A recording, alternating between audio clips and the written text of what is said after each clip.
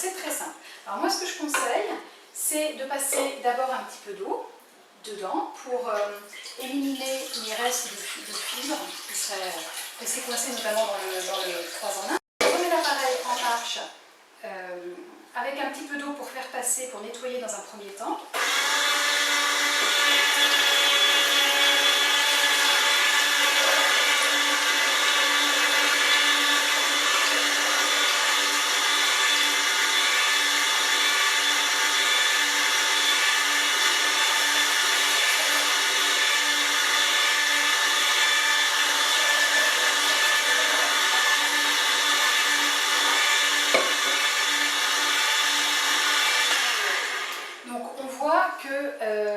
Déjà à ce stade, l'appareil est quasiment nettoyé.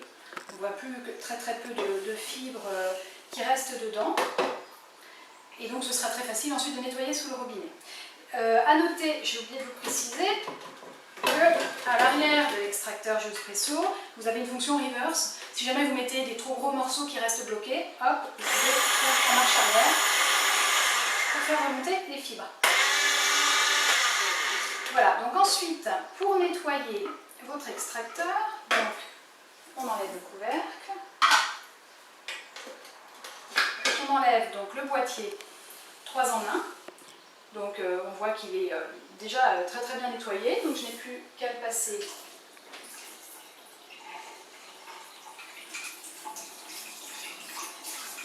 très rapidement sous l'eau, c'est fait, et ensuite le bol d'extraction.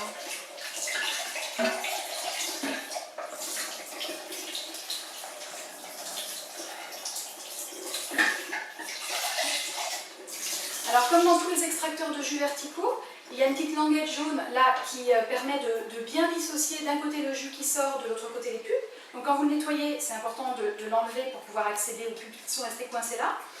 Et en revanche, quand vous refaites du jus, c'est très important de bien penser à le remettre, sinon vous allez avoir l'impression que vous avez de la compote et pas du jus.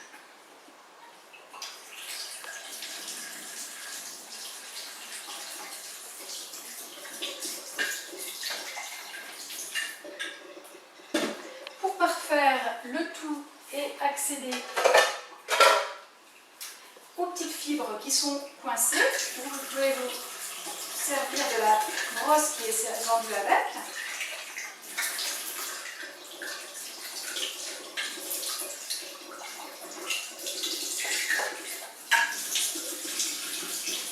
Et voilà, notre extracteur est propre. Donc pour le remonter, très simple, on referme bien la languette jaune.